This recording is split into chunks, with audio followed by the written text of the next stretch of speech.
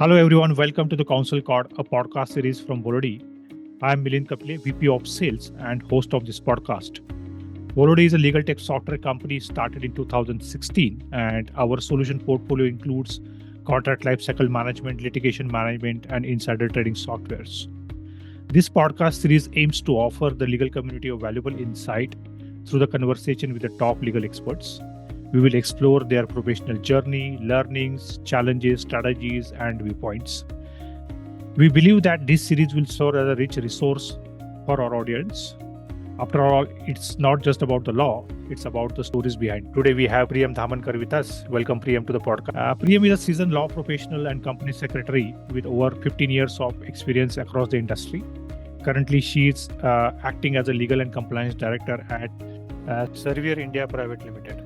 Priyam started her career with a law firm and has working experience with PPG Asian Paints as a legal manager, Sandoz as a senior legal manager and compliance, and Servier India Sri Lanka as a legal and compliance director. Priyam's specialties includes litigation, non-litigation, in-house, counsel expertise, industry relationship, and setting up the compliance systems. As a cross-functional expert, her key expertise is legal drafting, due diligence, statutory compliances, transaction, and strategy, as well as project execution, including the automation of the legal processes. Thank you, Priyam, for taking time out to join this podcast. Looking forward for a great conversation. Yes, same here. Thank you. So, Priyam, how did you get into the field of law? Right. Thanks, Milind. And nice questions to start with. And I'm going to have to get a little bit candid on this question because there's a very fancy story behind this. I would really excited in fact, to share that I decided that I'll be a lawyer when I was in 7th grade. I was a usual state board student. And I think as far as my memory goes back, 7th or 8th standard is when I was quite sure that I'm going to be a lawyer. But the influential factor behind this decision was actually a Hindi film called Damini. I think you must have seen it. Yeah. Many of us must have seen it, right? So I think that courtroom drama really kind of got me excited and thought that, okay, this is where my potential lies. And, anyway, people were used to saying that she has a very sharp tongue and she can do well in, arguments and stuff like that. So I think all of those factors come together. And that was the influencing factor, actually, which kind of excited me for this journey. And I was looking forward to be a lawyer from a very young age. Oh, that's interesting to hear. What drives your passion for it and what motivates you?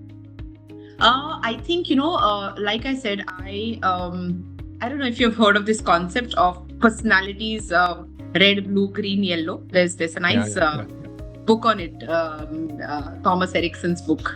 So I've always been this yellow-red personality who likes to communicate, who's a little bit overt, articulates. So I think for me, the driver is really communicating, presenting things, presenting a picture about things and giving my perspective or opinions. And probably what even today in my job drives me really is being able to voice out and being able to paint a picture, which probably some counterparts, of course, who are better with some other qualities maybe. But I think this is my driver. To be able to communicate and paint a picture, present my ideas is what drives me. That's interesting. I think that is what is basic qualities required for a lawyer. And we will be happy to understand. You are up for the journey, but it's very important that in any organization, how do you tackle this first 90 days? So do you want to share some experience on that? So I think what I'll do is quickly, maybe in 2 minutes, share my professional journey so far. Right. I passed out from Government Law College, which is a very prestigious institution for studying law, coming from commerce background, 11th and 12th, and then doing my 5-year course.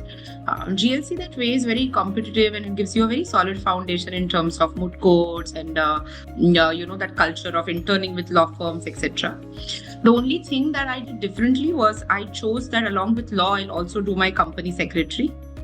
I opted for it, and another stunt which kind of I decided to do is to give both of it together. Thankfully, I managed. academically, and when I passed out, I was a lawyer and a company secretary both. I started my practice with litigation because, as I said, the whole influential factor behind my decision to be a lawyer was the courtroom drama. So I was definitely inclined to test out my skills more in litigation first and see how do I do there. I was working with a senior advocate, Mr. Harish Jagtiani, in a full service law firm, which was a fantastic experience. A lot of action, a lot of court cases, and very rich litigation experience with his law firm. I think around 5 years down the line, when I had my son, I decided how much I'm going to keep trying in terms of litigation, in terms of giving in the hours, and it's very hectic, right? It's a lawyer's life. Practicing in Mumbai is super hectic. So I think that was, motherhood was a little bit of a decision-making point for me to see if this is the hustle you sign up for, or if you want to switch gears now and explore your potential somewhere else in terms of in-house. And thank God for that turning point, because I really now, looking back, enjoy what I do today and thank myself that I took that decision.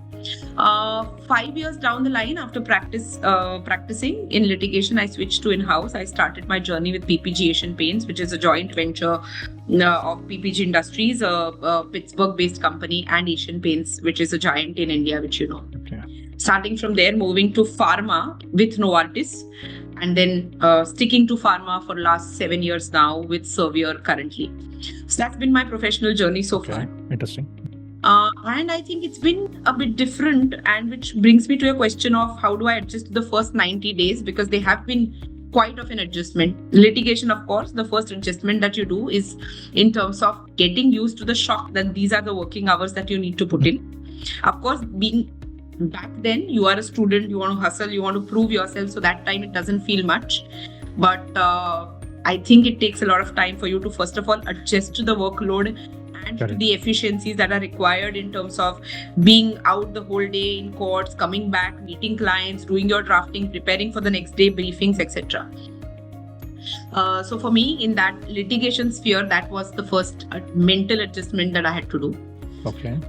I think coming from that background to all my in-house jobs, the first, or let me say the very first one, the first adjustment that I had to do was to bring my mind frame to say that here people don't want to listen to your gyan. The client who pays you wants to hear you. It's like a doctor, right? A patient going to the doctor, you want to hear the doctor. Doctor can go on talking, and because the patient feels obliged, he will listen to the doctor. Doesn't work that way in corporates when you are in-house, because people will demand a lot of solutions from you. People will expect you to know the business. People will expect you to be a collaborator, a stakeholder, more of a business approach rather than, you don't come here and teach us what this section of Shops and Establishment Act says. You just tell us if we need to take this license or not. Simple.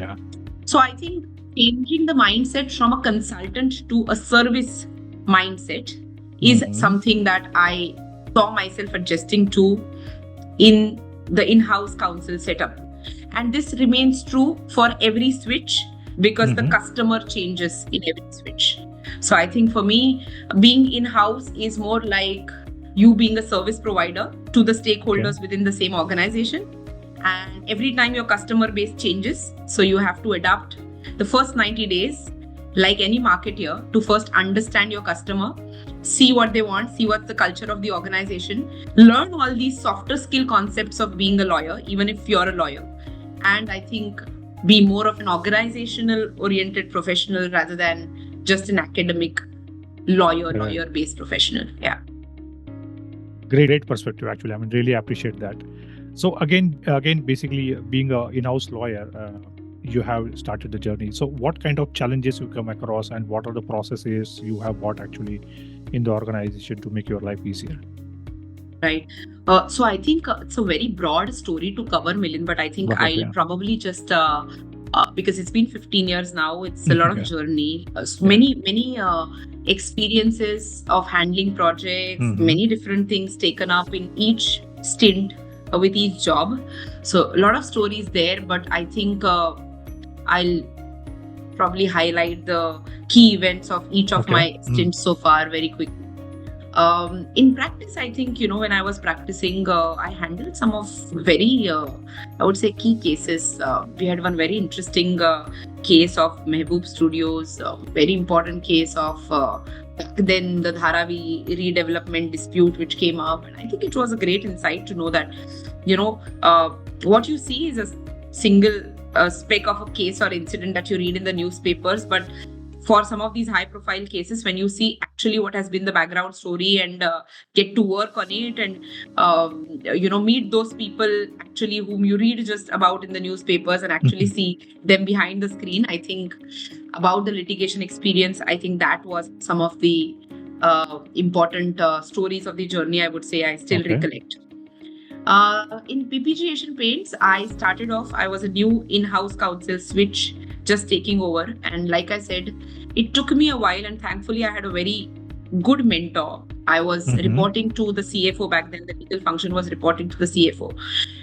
And, as a lawyer, you're not used to knowing what all these functions do. What is a purchase? What is a payables? What is a receivables team, right? You don't know all that so much. So I think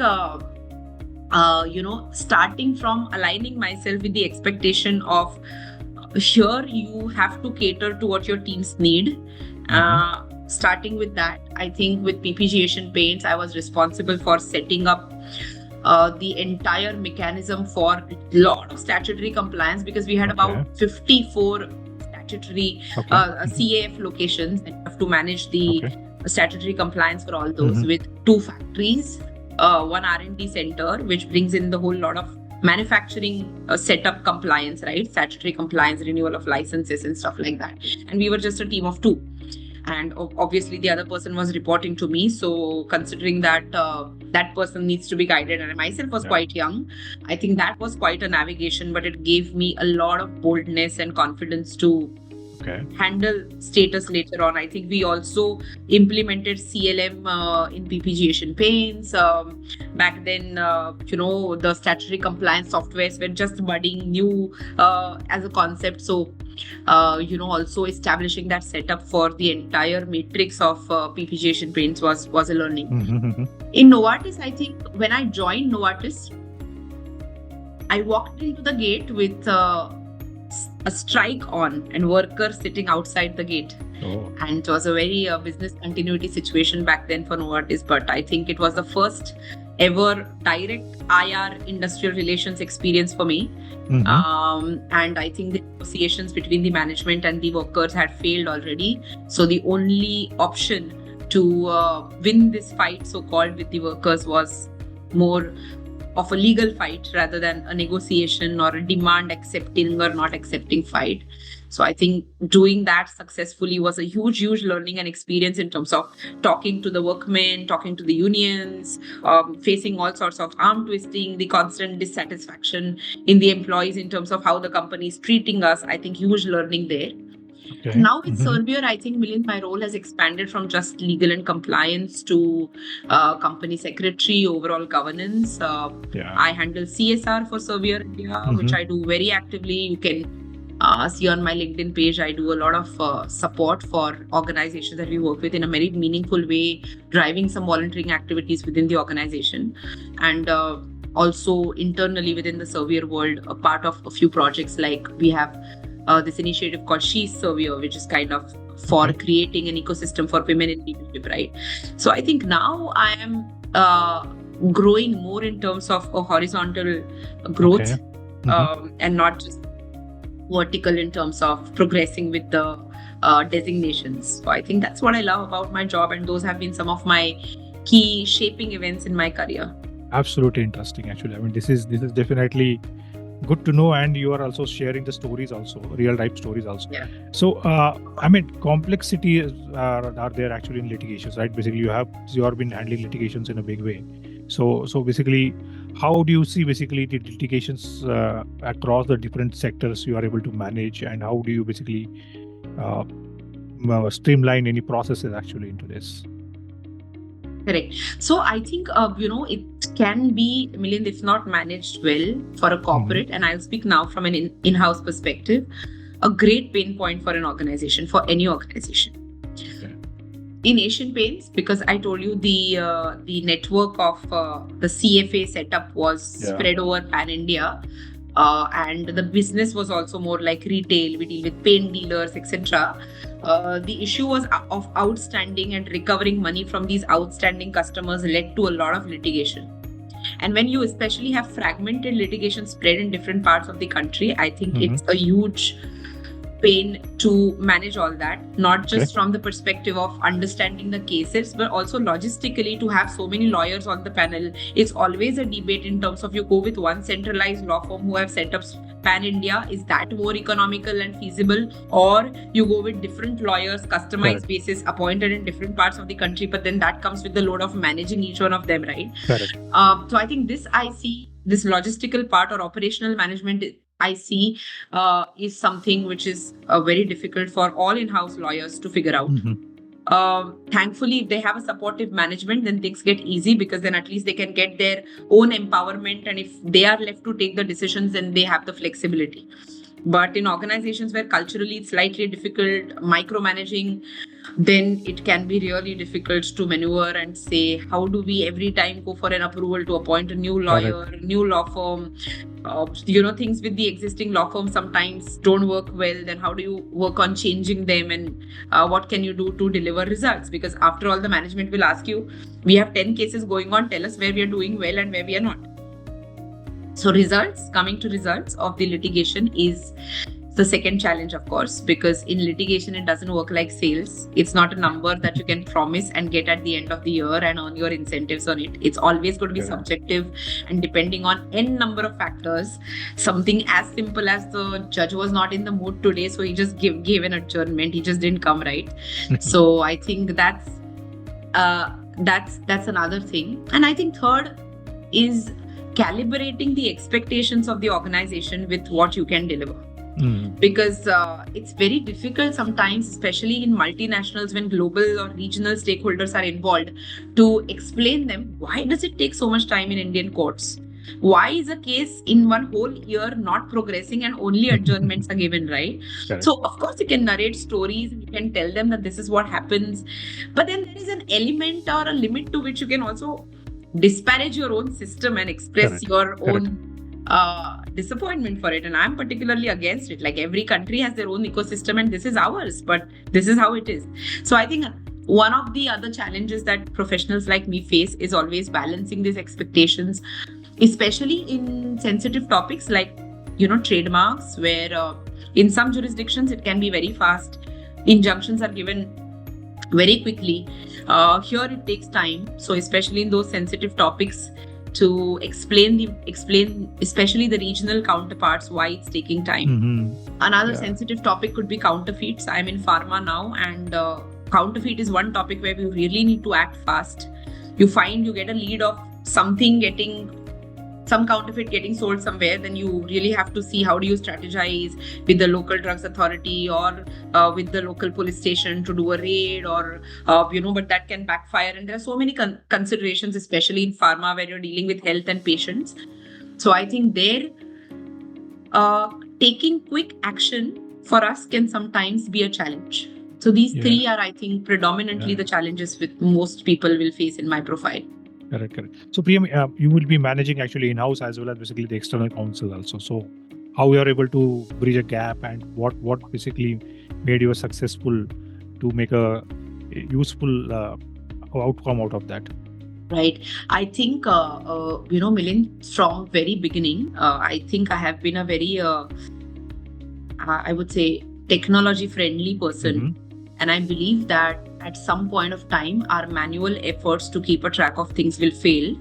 I was one of the very first few, I think back in Asian Paints, I'm talking about 2014 or 13 or 14, to implement the then available, CLMs and the litigation management softwares and tools.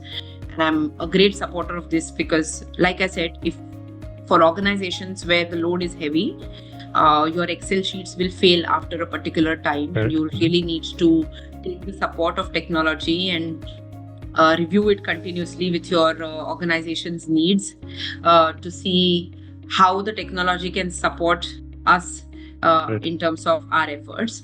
So that's one thing which I definitely am a supporter and a believer of in terms of managing the workload. Second, I think leveraging on different teams to do different jobs, heavily also on the sales professionals. Okay.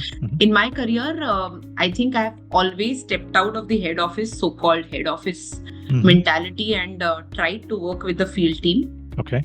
To understand what happens actually on the field. So you're following up with a rep for a 180 days plus due recovery, and he's just responding in Excel sheets and telling you this is the problem, that is the problem. But you will never know till you actually go on the field and see what is the problem. From head office, you can always push and say, why is this not coming? Why are you not able to recover? But when you travel with him, when you go and when you see that there is just a shed remaining in that place which once used to be a paint dealer, and he's actually, when you go there, offering you a tin to sit on, you know this recovery is not possible. Okay. Right? How is he going to pay up your 2.5 or 3 lakh rupees, because he doesn't even have a stool to offer you to sit, right? I think for lawyers and new age lawyers, navigating these difficulties will become easier when you really step out of your roles and work with the teams to see what is the on-ground reality. And I think this is one lesson that I've learned, that my objectives of, let's say, recovering 10 lakh rupees, for example, at the end of the year will also not be met, because there is just a mismatch. I'm expecting something out of some situation which just cannot practically yield results. Correct. So then you work with the field team, and sometimes in this you get the gems that you find where the field team will tell you, you know what, ma'am, we'll tell you. If you tell him that we will settle and you pay 1 lakh and we will close this case, he will pay up. So then there comes your gem of advice right from your team, and say that, okay, rather than wasting this money and resources in this whole ego battle of teaching him a lesson who's never going to pay up, let me make that offer. Let me go with my sales guy and see if he pays up. And that really worked. So I think some of these things can really help a legal professional to think differently. We all speak of innovative ideas these days, but these are some of the ones which come out of collaboration with the teams, I think. Yeah, very, very interesting to hear, actually. I mean, you have been on the ground actually with the team members and solving the problems. Generally, I'd seen, I mean, the head of legals or maybe they doesn't want to go actually. I mean, they wanted to solve actually all the problems sitting actually at the head office. But it's a good perspective actually. How do you basically solve the problem which is on the ground, and what's the process basically we can follow so that we can कुछ जुगाड़ होगा तो basically we can just negotiate करके खत्म कर देते हैं. And it's a win-win for both, right? Because he meets his target and you meet his target. If you don't do this intervention, none of you are going to meet your targets. So yeah, that's good. You mentioned about the technology actually. I mean, you have always been the supporter of the technology. So contract lifecycle management, IP and litigation management, these are, of course, there are a lot of tools available in the market. So what is that process you adopted? How this solution has been benefited, and any challenges you faced during the implementation, it will help to understand. Right. So I think, Milind, what we need to do as officers responsible for risk management or transparency in our respective organizations, the first important assessment that we must do, I feel, is the assessment of the level of maturity of the organizations we work with. Having a fancy, very high-tech solution, probably which does not suit the maturity level of the audience that you're working with, might not give you the results that you want, because it will only lead to user fatigue, because your users will feel that it's too much of information bombarding or information requests coming on them, and what is the use of all this? They will never be able to see the value proposition in it. Correct. I think first and foremost is to gauge where your organization stands in terms of its size, in terms of its operations, and find the fit available for you in terms of the platform. For me, today, for new age lawyers, there is hardly any alternative to having something like a contract lifecycle management tool. I think basic risk management tools or, statutory compliance tracking or, kind of softwares. I think day by day, these will get only more and more imperative for any organization. I think we won't have much option to do these things manually. So while this is becoming a norm, I believe the best way, like I said, starting with the assessment is to then find a partner who can really give you customized solution. Correct. Because yes, there is one thing in the offering, but if there is a flexibility that your partner offers you in terms of customizing the platform for you, understanding or working with your teams to collaborate and see how they can design it for you in a customized way, I think that would be the second important step for me. Correct. Is to find the right partner for you, and not just find the partner because they have a name or they have a credibility or they come from a particular standing. Correct. So that's, and here it's a totally personal advice. Okay, this is totally based on my experience. Everybody can have a different view, but I think these two are the most crucial things. Because if this match doesn't happen, then it will be very difficult to operate with what you are giving your users. Correct. And I think third thing important now for us new age lawyers when we implement these CLMs or tools or softwares is to somehow wear the hat of a trainer, not of a lawyer, and really train your teams to make the most of what is available. Because until and unless you show them what is in it for them and how they can leverage this information to bring in efficiencies in their own team working, you will not be able to convince them to use it. Because then they'll always be lethargic users who are just putting some information, not putting half the information, and then your system is also not giving the results which is designing for.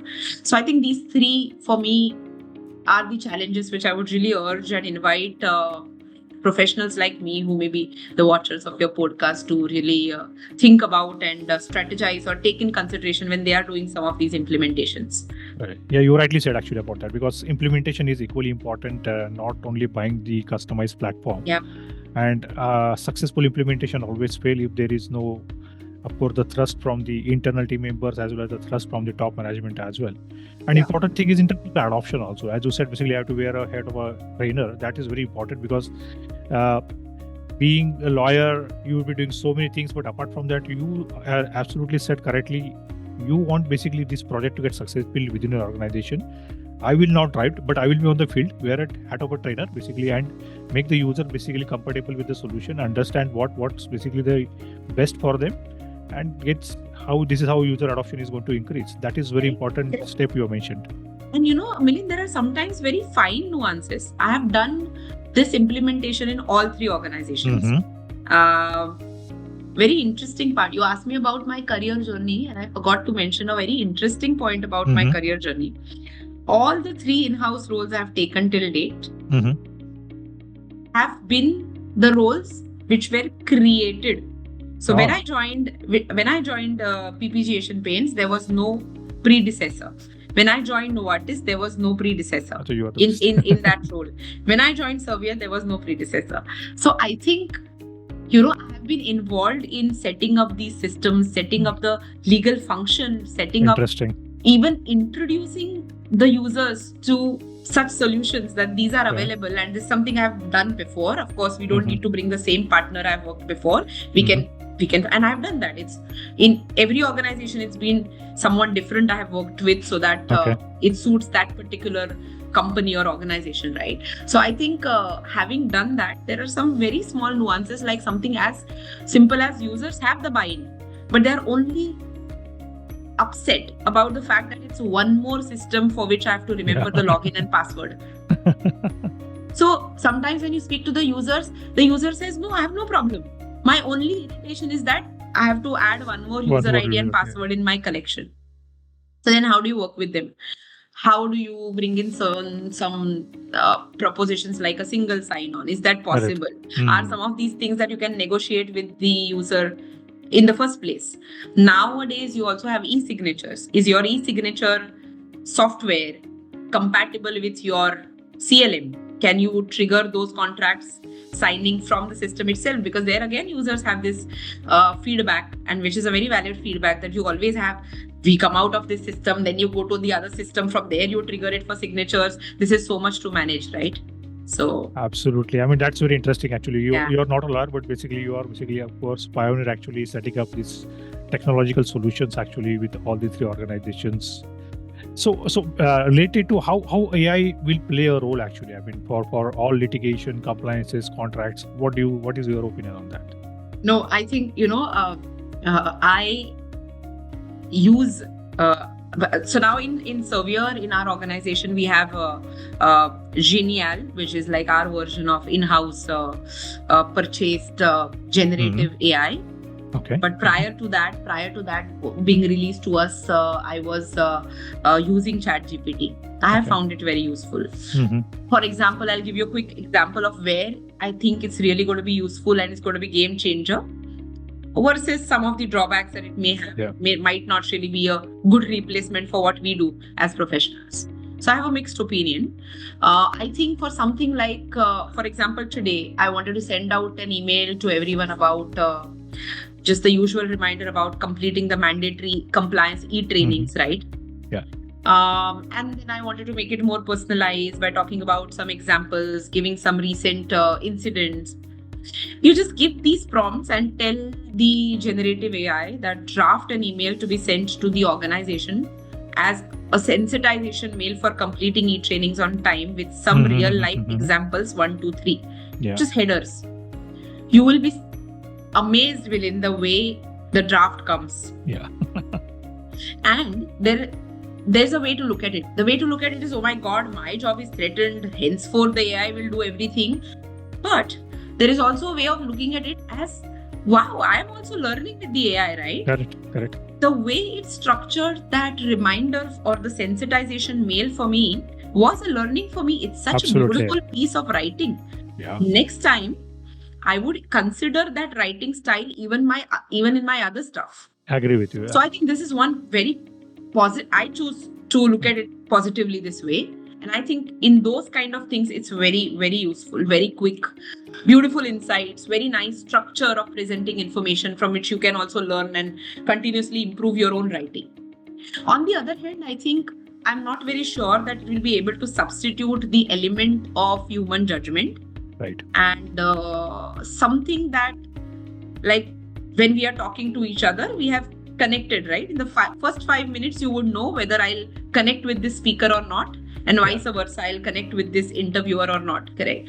So those kind of things it maybe in 10 years even that is possible. Correctly. I think a lot of judgment we do today and a lot of information we process today is based on something that happens in the gut, something that happens in what you sense around you, something that you study from the demeanor of a person. I think all these things will always be missing in AI, and that's why the professional experience that we have gathered for so many years, dealing with people, learning their body languages, anticipating some topics, some cases we have encountered in the past, and applying that knowledge. It may take quite some time for AI to build all that. I'm not doubtful that it might never happen. But I think as of now, we are in a good place as lawyers because we should use this AI to only supplement or speed up our efficiency or tasks. Make the most of it, exploit it, and use our skills or our energies more towards focusing on what makes us human or the human elements that we can bring to it. Absolutely said, actually. I mean, it's AI is not going to replace a human being. So it's going to be an assistant. And so it's going to be like AI plus human. And that is how basically we have to use this process actually in the legal or maybe in other domain as well. And we are still saying basically the reasoning capability is still missing actually in AI, which is with the human beings. And over a period of time, we don't know how it's going to happen. But there is a good, bright use cases of the AI which is going to come for the legal fraternity very soon. How do you stay updated with the ever-changing IP laws and regulations globally? I mean, that's because IP also you are dealing because some of the pharma companies' IP is also a very important aspect. Right. I believe, Milind, these days, everything around you is a walking university. Yeah. When I was a student and then when I was litigating, we needed specific subscriptions to Manupatra and we used to share IDs because it used to be very costly and stuff like that. And then you stepped into the era where all this information became freer. Like just take the example of legal research. You have Indian Qanun, which is like a free source, right? You can just go and find your material. To now, where you can just go on Google and type a query. I want to execute a will. Please suggest the steps. And it can just give you what you want, right? And which will be very near or close to correct. Close to precision, yeah. Of course, eliminating some personal nuances, etc. Yeah. So I think considering that, to answer your question, it's very easy now to stay updated. Compared to before. You don't need specific subscriptions. You don't need there are no access issues. You can subscribe to IP newsletters. Law firms today do a lot of like organizations and corporates today have communication teams. Even law firms have their communication teams, the big ones, and specializing in particular areas. They have their own newsletters. Subscribing to a few of those is very easy and not that costly. Internet by itself, Google or websites or even sites like Quora and Reddit sometimes give you fantastic answers and insights, which probably you will be surprised to see that there's so much of treasure of information available on these resources, right? So yes, that all those random scrolling and handy resources to stay updated are always there. But I also personally, then coming to myself, I also enjoy being a part of some classroom sessions. Nowadays we're seeing this spurt of events with respect to full day conferences for lawyers, for IP lawyers, for pharma lawyers, a lot of customization going on. So I enjoy going to these. It's a lot of networking opportunity. As a lawyer, I also believe in networking because see, look what got us connected. So I think it has a great potential in terms of learning mutually from each other and finding professionals in the journey who can really contribute to your knowledge. So I think those are less conventional but also very effective ways of keeping yourself updated and continuous learning. Absolutely interesting.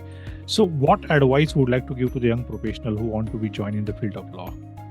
Right. Field of law, yes, of course, broad thing. I think it has changed, Milind, over a period of time. Yeah, I think many people are turning to law. I think I'll talk more about in-house than the litigation. Of course, litigation is very competitive. Let me take this opportunity to remind everyone that it's not easy. It's a lot of hustle. It's very demanding. And, sometimes, we were told by our parents, "Do bhi field mein karo na, acha karo," which means, there's no fun in being mediocre. So if you are going for litigation, then it's a huge pool out there, many talented people, and it's going to be a lot more competitive than as students what perception we have about the field of law. I myself entered into litigation thinking that I'm good at communication, I'll speak and I'll make my way through, and I would have, but it is not as easy as it looks. It's not like 2 years and 3 years down the line I'll get where I am. So my advice to those in litigation would definitely be that please brace up. This is a long run. This is a marathon. It's not like a sprint.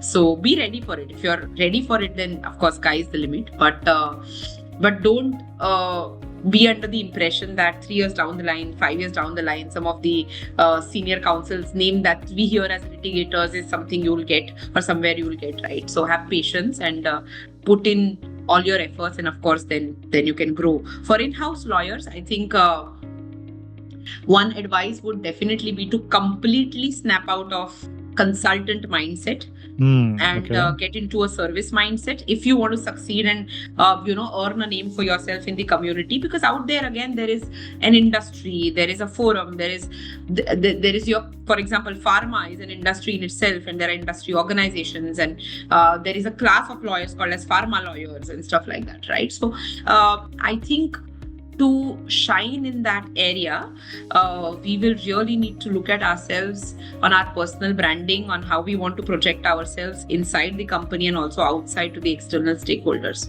So I think not being very academic and also not underestimating the importance of being business ready is something that all in-house lawyers need to know, that you cannot say that business we don't know, we just know law, but your stakeholders will not accept that. Absolutely. Yeah. Great, interesting perspective again for this.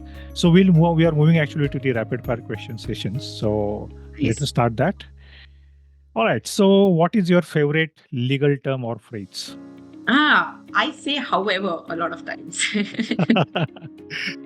It is so common now that I think probably if I'm having a discussion at home also, I might say however. It seems very jargon, right? Yeah. What's the biggest myth about being an in-house lawyer? That you can talk to stakeholders in the language of clauses and sections. They don't care. What's the one skill lawyers need that isn't taught in the law school? I think skill to read numbers, be updated with business in general. Even if you are on the lawyer litigation consulting side, even then I think one thing which we miss out in the curriculum is talking about reading the business interpretation of the current affairs or the current events in the industry as such. All right, okay. What's the best piece of advice you ever received? My mentor, when I switched to in-house, rather name it Mr. Abhijit Majumdar, I consider him as my mentor. I think he always used to say, and I cherish it till date, which has made an impact to my career, is that there should be fire in your belly, which means whatever you do, whichever job you do, don't do it lethargically, don't do it for the sake of it, don't do it just because it is my KPI and I need to deliver it. Just do it with a fire in your belly. So yeah, that's the best piece of advice I would say. Which book has shaped your thinking about law? About law, I wouldn't say about law, but one book that has really shaped my thinking is Robin Sharma's Who Will Cry When You Die. I think that has been, I don't know, that book has a very special connection, and a lot of my mindset changed when I read that book. So yeah. Okay. So what's the most important value a lawyer should have? I think empathy. Okay, interesting. Because many a times it's presented that you need to be crisp, you need to be wicked, you need to be, always suspecting of what others are scheming, but it doesn't work that way. I think the more connected to your human side you are, the better collaborator you can be. Okay. What's your least favorite part of the contract review? Yes, all those not so important, but still have to read boilerplate clauses because you cannot leave them. They're there, but nothing comes out of those. They're just pretty much standard. So yeah. Right, okay. What's the most important value a lawyer should have? I think I would say transparency. Okay. Very important. Of course, we all have to do our bits of workarounds, our bits of little bit here and there manipulations, a little bit here and there negotiations, being opportunistic, and it's a part of all our roles in all the roles, not just lawyers. But I think as lawyers, it's high time that we stop advertising lawyers as cunning people and wicked people and clever people and jackals and all those labels which are given, and start positioning ourselves as people who are really transparent, people who come from a very high integrity, intention and background, and just change our perception that people have of us like that. Yeah, to assist the people, right? That's important again. So what's your secret in managing the stress in high pressure situation? One of the impact that I told you, of course, the one word answer to that rapid fire thing is well-being. Staying connected to a lot of well-being activities. Focus on, doesn't have to be exercise, doesn't have to be always running, doesn't have to be always gym. Find your well-being activity. I think I'm a huge supporter of that, and I think that is a game changer whenever you find that balance in life. Do you prefer courtroom drama or boardroom drama? Boardroom drama. But you inspired from a courtroom drama, right? Oh, yes. All right. So how do you deal with some competing priorities? Reminding myself a lot these days, especially, to say no. Okay. Because that's the only way I've learned over a period of time to manage the priorities, as I'm taking up more and more responsibilities each day. And though you want to be available for everyone, everything, you have this fear of missing out, FOMO as Gen Z calls it, in terms of me not being in different meetings, I'm going to miss out. But I think sometimes you just have to recognize that point in your career when you start saying no and start saying that, okay, I delegate, I let you handle it, you see, you come to me if you need anything. And that doesn't happen in one day by reading a book or by attending a management webinar. I think it happens when you consciously identify that pattern and train yourself to do more and more of it. All right. So how do you define leadership in legal context? I think, first and foremost, for in-house lawyers especially, looking at my own example, I really think I can be a good business person, Milind, over a period of time. I enjoy that. And I think a lot of us keep this side of us hidden because we think this is our journey. We think this is our limitation. This is our world. Contracts is my world. Compliance is my world. Regulatory space is my world, which is not really so. I have enjoyed my discussions with the sales team. I have enjoyed working with the marketing and promotion and brand teams. I have enjoyed working with operational excellence and digital performance teams to see how they make their apps, how they roll out their projects, how they deal with stockists. Across all these years, I have dealt with very, very closely on many projects with almost all the departments, from HR to supply chain to manufacturing units to operational excellence to finance, just every organizational department that there is, almost.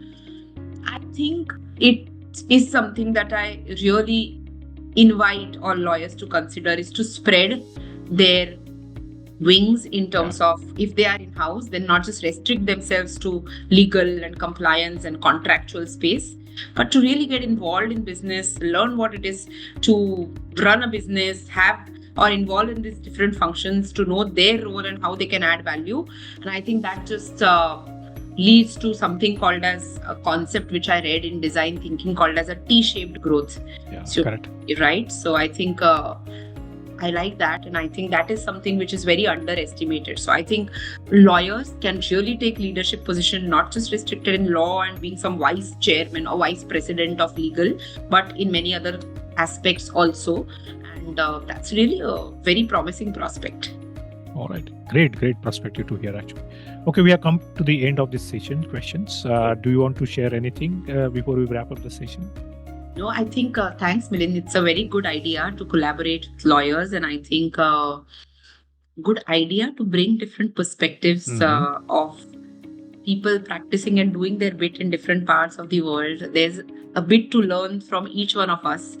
And till you approached me, I didn't know this podcast exists. So now there's a new addition in my life that I'll go and check out, more of your work and what you do. And not just in terms of the podcast, but also in terms of your work as a company, what you do and what solutions you have to offer. I think it's a good way to connect and know or bring the community together on a meaningful level. Yeah. All right. So thank you very much for your time, and we really enjoyed the conversation. I hope this episode will be one of the best episodes we ever had. Thank you very much. Yeah. Thanks a lot. Thank you. All the best. Thank you.